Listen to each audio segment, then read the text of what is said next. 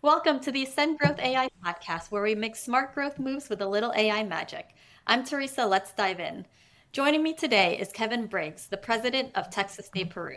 Kevin has led Texas Day Peru for over a decade, providing free surgeries and care in underserved communities. What started as a few medical mission weeks has grown into a broader vision, one that blends nonprofit impact, social enterprise, and international collaboration. So, Kevin, welcome. Thank you for being with us today. Thanks so much for having me. I've really been looking forward to this and getting to know you a little bit. What you're doing is impressive. Oh, thank you. No, I was looking forward to this as well.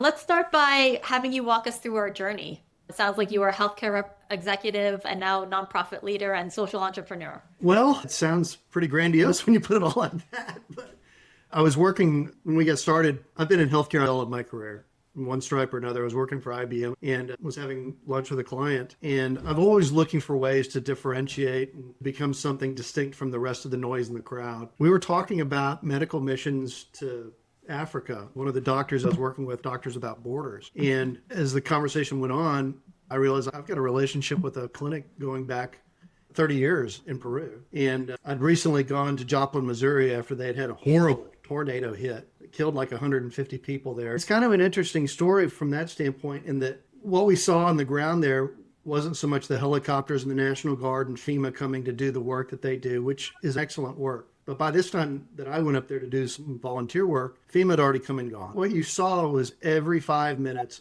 somebody in a car would pull up and unload a case of water, and they'd move on. Somebody else would pull up in a car, unload a case of canned goods, and move on. Show up with tarps and shovels, and they'd go and start cleaning up houses. And none of these people had qualification or certification or license to do that. They saw a need, got in the car, and they went. And that really stuck with me.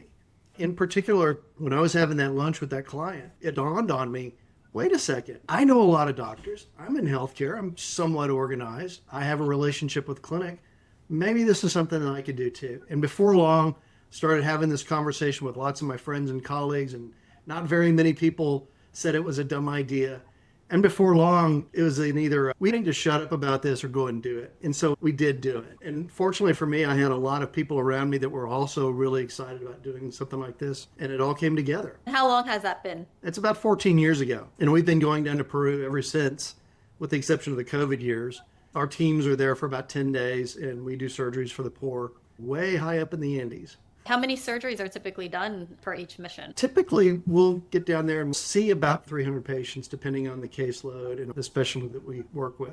The unfortunate reality is we can't do surgeries for everybody. We have to choose the ones that we can do surgeries for, some folks that we can make an impact for. We end up doing between 35 procedures per time. Now, they are getting specialty care, the rest of them, but yeah, it's heartbreaking when somebody needs help and we can't help them. I'd like to minimize that if we can find ways to do that. The fact is there's a limited bandwidth of what we can do. A lot of it is making sure that we're perfectly safe, that we're not doing something outside the bounds of what we're capable of and also what's ethical. This is not a place for cowboy medicine. This is not, hey, I can do that. Or, no, this is right down the middle of fairway. Take care of those patients and make sure that everybody has a very good outcome from it.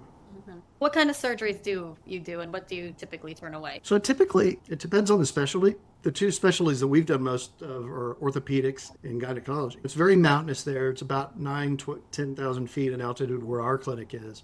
It's in a little village of about 10,000 people. Most of the people that aren't working in tourism are working either in subsistence agriculture or in mining. As you can imagine, foot and ankle and extremity injuries is a really popular thing. We see a lot of kids that do tendon releases. A simple procedure really changes their life a whole lot. On the gynecology front, there is no prenatal care. There is no postpartum care. The poverty rate in Peru is about 26% total. In the area that we're at, it's about 40%. It's really remarkable. Tourism is growing, but there's a whole lot of poor people there that could use some help. We do a lot of prolapse repairs on the gynecology front. And frankly, some of the things we can't do, to go back to your question, we've seen advanced cancers where there's not much we can do about it, too far advanced.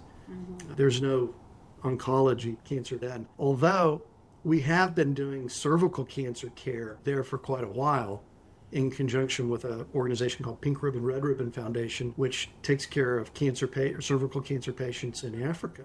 Cervical cancer is imminently treatable. If you can get an HPV vaccine to prevent it in the first place, cases of that. It's a slow-moving cancer, and it's easily detected with a pap smear. We train our nurses and put us down there to be able to detect that. We also provide cryo guns to help them freeze the lesions off. That's very effective.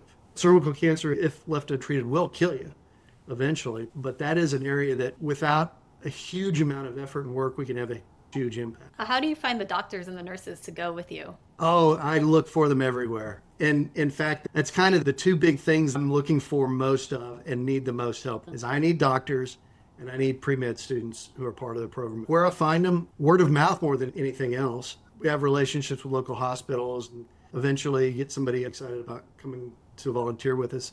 Have you ever heard the story of Stone Soup? Long time ago, but I'm trying to recall it. Tell me. In a lot of ways, what we do is one big exercise of Stone Soup. So the story of Stone Soup, I think this is an Aesop's fable or something like that. These two travelers come into town and they don't have any money, but they have a big soup pot. They put a stone in it and they put some water and start stirring it and smelling it like it's good. And so people walk by in the town and say, "What are you cooking?" They say, "We're making stone soup. You're welcome to come by and have some with us tonight." They say, "I'd love to. By the way, do you have any meat or potatoes?" Before long, everybody in the community has joined the party. You end up with stone soup. And that's kind of what we end up with. Like I'll find one doctor, and I'll still need 25 more people on this team, but the doctor basically says, "Can I bring my favorite anesthesiologists? Can I bring my favorite scrub techs? Can I bring my favorite nurses?" And of course you can. And so before long, that's really how the teams build out. And it's really a great way to build teams out because these people already have a shorthand in working with each other.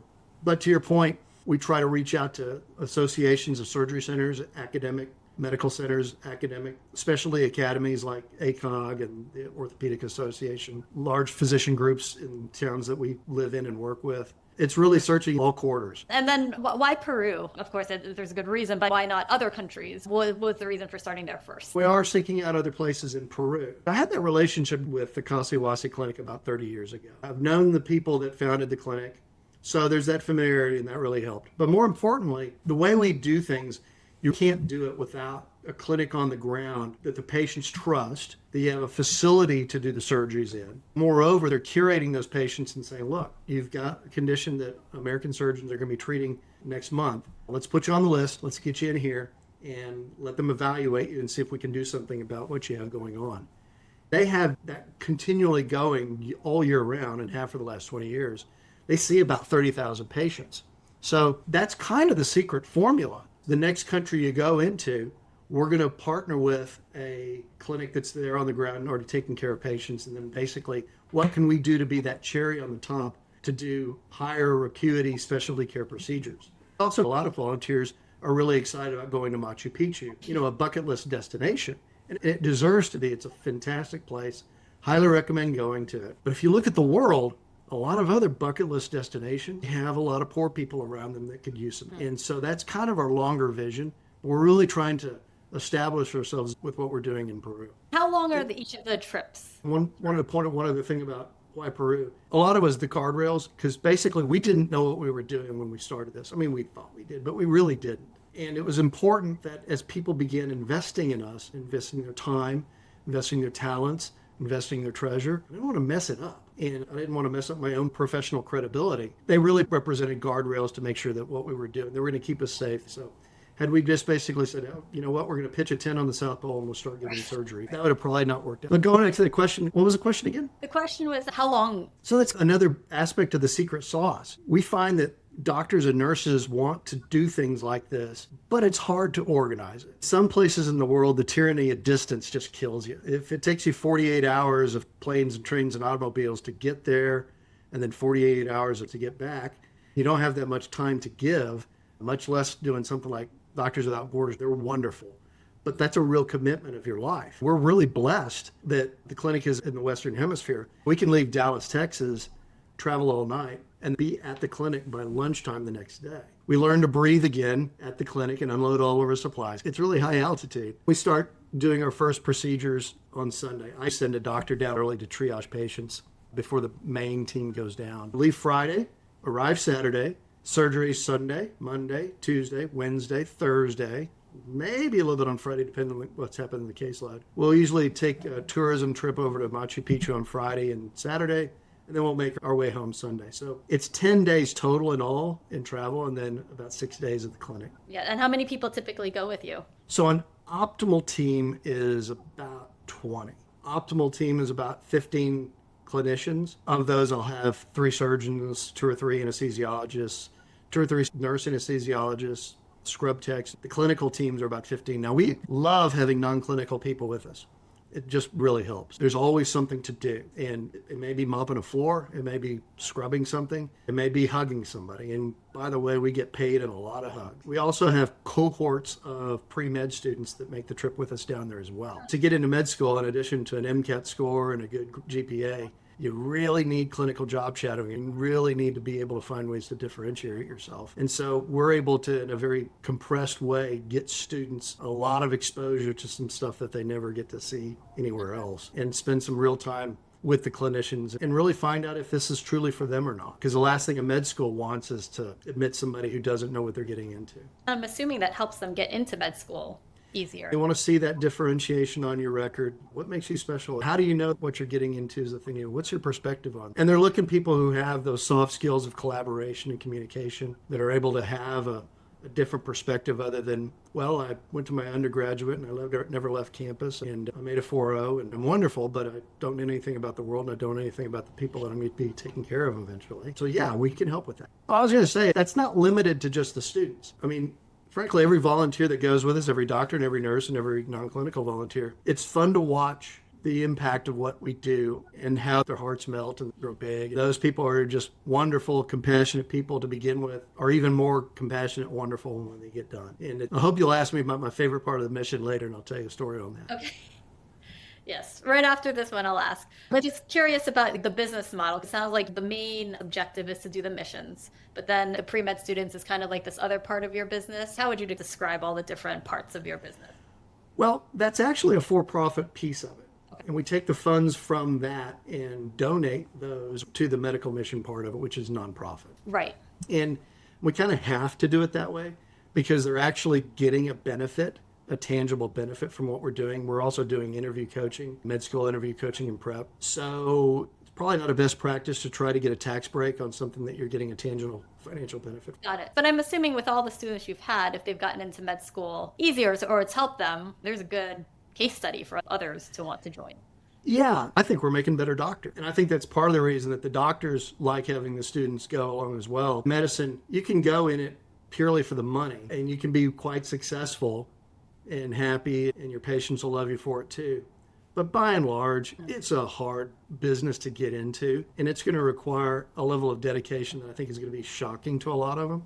Yeah, I really think that we do make better doctors, and the world needs more of those. And what is your favorite part of the mission? Well, I'm glad you asked that. We get a lot of hugs when we're down there, and gracias doctor is a very common thing you hear. One of my favorite things is to be a hug pillow when the patients need anesthesia. I try to calm them down a little bit. It's kind of a hard experience for them because they're frankly, cold, scared to death. They got all these weirdos around them. Bless their hearts. But cool and wonderful as that is, my favorite experience is when we go to Machu Picchu as a group. The tour is great, but it's the ride on the bus there. And you got to remember, we've been taking care of patients from dawn to dusk for the preceding 6 days. We're tired. We're punchy. We haven't actually been alone with our thoughts because we're with people the whole time. And so you finally get a little bit of quiet time to yourself in this bus. It's dark and the light's coming in the windows of the bus. And you put on your headphones. Like me, I'll put on some emotional music. And I start thinking about all the really cool stuff that we saw during the trip. And it gets you more often than not, sniffling and shedding a tear and get a little bit embarrassed about it. But then you see the light coming in. And what's really cool, everybody on the trip is experiencing the same thing. They're all thinking about what's going on. They're listening to the music and they're wiping their tears. And wow. that's pretty awesome. That's amazing. I would have never thought that. It was a surprise to me. What's one of your favorite stories from one of the trips? I've made stories in general. Anything you want to share? Well, I've made a lot of mistakes. I mentioned those cryo guns earlier. I didn't tell the people in customs that I had those, and they detained me for a couple hours. Goodness. I don't know if you've ever seen that. It's on the Discovery Channel. There's a TV that says, trying to catch drug smugglers, and they take them to an interrogation room. It's like, you're smuggling drugs, aren't you? I've been in that room. And I had to explain to them, no, it's not a gun. It's not a real gun. I know we call it a gun, but it's the cryo gun. It basically hooks up to a CO2 canister and you freeze off, skin lesions. That was a scary moment. And I had my teenage son with me and he is in total freak out mode because he wasn't expecting for summer break to be arrested in Peru. My goodness. I'm just assuming you speak Spanish, right? So you were able to communicate when you were in the... I'm much better at the end of the week than I am at the beginning of the week, but I was able to communicate it. I will admit that when I figured out that they were going to let me stop speaking well, that's fun. Oh my goodness, there's no shortage of stories of the patients. Like I said, lots of hugs. A lot of times patients will break out a Bible and point to a verse and ask you to read the verse to them. A lot of them will have their family members come in and they'll be grateful too. They'll bring some oranges to say thank you, or bring bracelets that they wove, and they'll come back and try to find you to do that. It means a lot to these folks. One patient I can think of, we do a lot of prolapse repairs. It's an awful condition. It's not going to kill you, but it's the most uncomfortable thing in the world. These poor women can't even sit down properly. They have incontinence issues. It's just bad all the way around. And it's so simple to fix from a surgical procedure standpoint. Really quick, easy procedure. There was a strike in the country where the little vans that give people a ride quit working one week. This woman with her husband hiked 5 miles through the mountain in the middle of the night to get to the clinic. Wow. She was in her mid-50s, and I'm guessing she was dealing with this 20 or 30 years. Wow. But I think she knew that if she didn't get that procedure this week, she was never going to get that procedure. Mm-hmm. So when we heard about that, that was just amazing and frankly heartbreaking, because it highlights the fact we help as many as we can, but we can't help everybody. That's part of the reason I'm excited about expanding our program. We're trying to do more and more weeks per summer, so that'll be more procedures. Instead of 1 or 2 weeks of gynecologists, we'll have 3 or 4. We'll end up doing a lot more throughput than we did before and be able to attract more acuities. In the clinic that's opening in January. And I guess to expand to that many times, there's 20 people each time, right? So you have to find that many more people. It sounds scary when you say it that way, but it's really finding that 1 or 2 doctors that are just fired up and motivated, and find that guy or woman 10 times. That's really the secret. If anybody sees this, and if anybody sees this video, okay, there you go. click that or go to www.Texas Day Peru and drop us a line. There's a link to our schedule there so we can talk to you. We'd love to talk to you about it, and I guarantee it's a fantastic experience. There's never a perfect time to go. The conditions are never right. Nobody's ever perfectly ready, but you just have to put on your shoes and go anyway. Yep. Yep. How about sponsors and donors and corporate partners? We love them. How do you currently find them? Word of mouth as well. I've been doing some outreach, in particular to medical device companies that we know their supplies are part of what we do. We're trying to get a little bit more systematic about it, because most of our supplies are donated through a couple of the hospital systems here in Dallas. But if we do 10 or 12 missions per summer, I think we're going to overburden that. So we need to branch out what we're doing there. And then good old-fashioned money. We try to get as much donated as we can, but sometimes we have to buy our meds. If anybody from any of the medical device companies that are out there or are looking at this, we would welcome your help and support. I have a QR code for that. Okay, we can put the links for the QR code. How about in general AI? Are you using AI now in your business? And how are you using it? So you really hit on something important from my perspective. We're kind of almost automation from the start.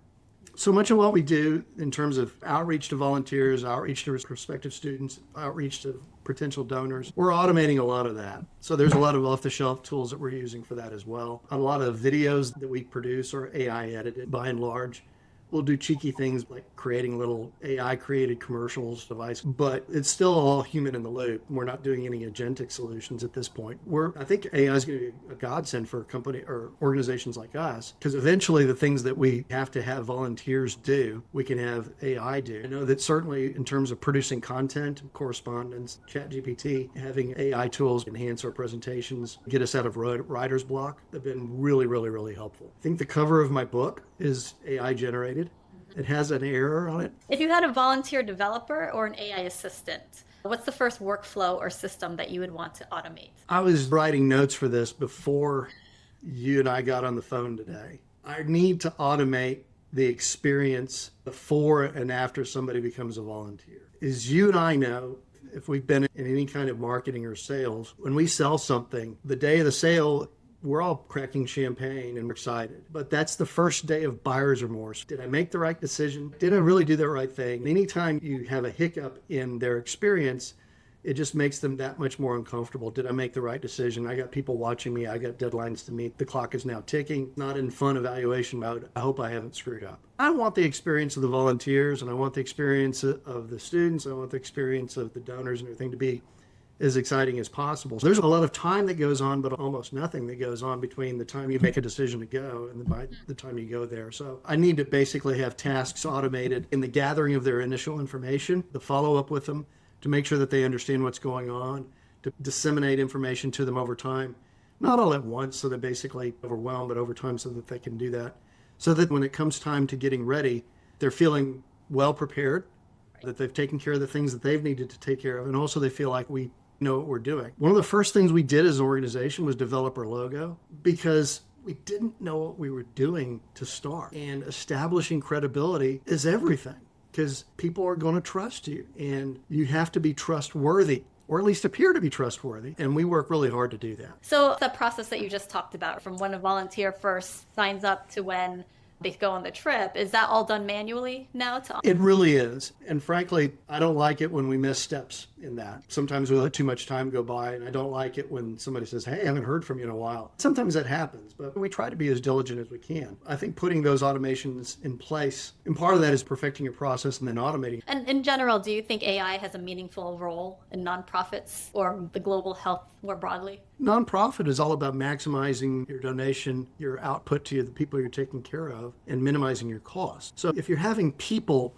do manual processes that AI could be doing, I think that's definitely there. So the 10, 15, 20% productivity increase you get from things like ChatGPT, it's almost a must. You're not being a good steward if you're not using AI that way, in my opinion. So what advice would you give to someone thinking about leaving corporate to do their own business or nonprofit? Leave. Okay. Very straightforward. Guess what? Corporate will always be there. And the skills and talents that you need as an entrepreneur, sharpen your skills and talents you would have as a contributing member in the corporate world in some way. For most roles. If you're a scientist and you're not doing scientific work, your skills might go by the wayside. But the things that most of us really need to be successful, organization and communication, using tools well, making decisions with limited expertise, availability, making that dime stretch into two dimes when the dime really doesn't even stretch into a dime anymore. Those are all skills needed at the corporate level. And the second thing I would say is there's not a perfect time to go. And guess what? Before long, you'll look up and you'll have gray hair. Don't wait. If you feel it and you can do it, dip your toe in it, get into it and see if you can make something happen. But again, there is no perfect time. You will not be perfectly qualified, but that's okay. You got to get up and go anyway. That's great advice. Besides all those skills you mentioned, is there any leadership lessons, right, that have translated across? It's interesting. When we got back from the first year of doing this, from the first day we saw patients and there were 200 people waiting around the corner of the clinic that had been sitting there in the freezing cold all night, which blew us away. And four main founders and I, the four of us together, we're sitting up on top of a mountain overlooking the village that we work at, and very cool setting. And each of us thought, this is the finest leadership exercise any of us has been a part of.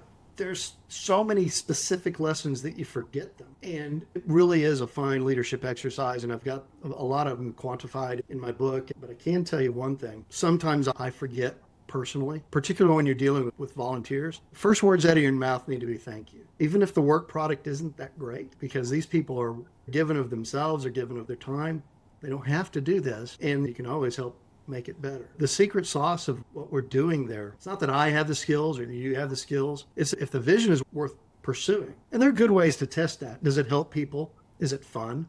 Is it exciting? And when you tell it to people, do they get excited about it as well? You can tell. And if it's good like that, you'll attract lots of talented people to be along the mission. That whole stone soup exercise again. And that's where the skills that you'll need. You'll find web developers, you'll find doctors, you'll find anesthesiologists, whatever you need to make the thing successful, because you'll be able to figure out what you need pretty quickly. You realize, I got a hole there and I need somebody to fill that. I don't want to say it's easy to fill those holes, but I was able to attract to this as a result of inviting other people to come aboard this vision was well in excess of anything that I could have ever brought to it. Mm-hmm. And you mentioned your book. Can you talk a little bit about your book for the audience if they haven't heard it or want to read it? I think the readership is up to maybe 7, but no, it's an easy read. I try to be as humorous as I could in it, but basically it's about the founding of Texas Day Peru, the lessons we've learned, the stories from doing it. A lot that I've kind of shared with you here, but I've tried to make it as entertaining as possible. And I think the thing that I really want people to get out of it is you're not ready. It's not perfect. It's not optimal. You're going to be able to talk yourself out of it with a lot of really good, very rational ideas, but you need to ignore all that. Get yourself a little bit of Dunning-Kruger and go for it anyway. What's the title of the book? It's We Own a Llama Suit and You Can Too. Oh, that's something to remember. It's available on Amazon, and my mom said she wanted to read my book, so I wrote it. Is there any advice that you would give your younger self? Definitely start earlier. I kind of run around with a fair case of imposter syndrome, and I think a lot of young people will definitely have imposter syndrome. I would recommend a healthy mix of imposter syndrome, giving yourself a little bit of Dunning-Kruger, a little bit of blind ignorance about what your skills and talents are is okay. It's okay to go boldly if you don't know everything, because you will. Take that ready, fire, aim approach. Having imposter syndrome, that just means you care, and you're going to sharpen yourself because you have that. So don't feel like you're underskilled or undertalented. Go ahead and proceed anyway, but do take notes on the things you don't know about and look it up at night when nobody's looking. I like that perspective on imposter syndrome. That's a nice way of spinning it so it becomes positive. What advice would you give to future leaders who want to combine business, purpose, and global impact? Wow, that's a good one. I think personally that there is, and I know this seems a little like a speech from the Corporate Social Responsibility Department, but I really think that you can have businesses that grow and thrive that are focused on doing the right things socially, that are about putting the real cost of things in there. And personally, I'm thinking of somebody else who does a podcast. I hope someday she invites me to be on their podcast. She's got Anita McGann. She has a great podcast about doing real good social change and making a profit doing it. And it's not taking advantage of the folks that need help. It's basically finding services that provide real value and are actually helpful. I really think that it's possible for companies to do business the right way, take care of their clients, take care of their people the right way. And it doesn't have to always be bottom line. And the bottom line will grow despite our focus on the people and the patients that we're taking care of. And if people want to support or get involved, where can they go? I'm so glad you asked that. www.texasdayperu.org. That's TEXASDEPERU.org. Thank you, Kevin. I enjoyed our conversation today. Teresa, thank you. This has been a lot of fun. And it's one of my favorite topics to go on and on about. And I appreciate you letting me do that. And I've seen your other podcast videos, and you're bringing some talented people to the bear. I'm just so a little bit embarrassed to be among them, but thank you for having me. Thank you so much. I really had a good conversation. And that's a wrap for today's episode. Thanks for hanging out with us. If you got value, share it, tag us, and don't forget to hit subscribe. Catch you next time on the Ascend Growth AI podcast.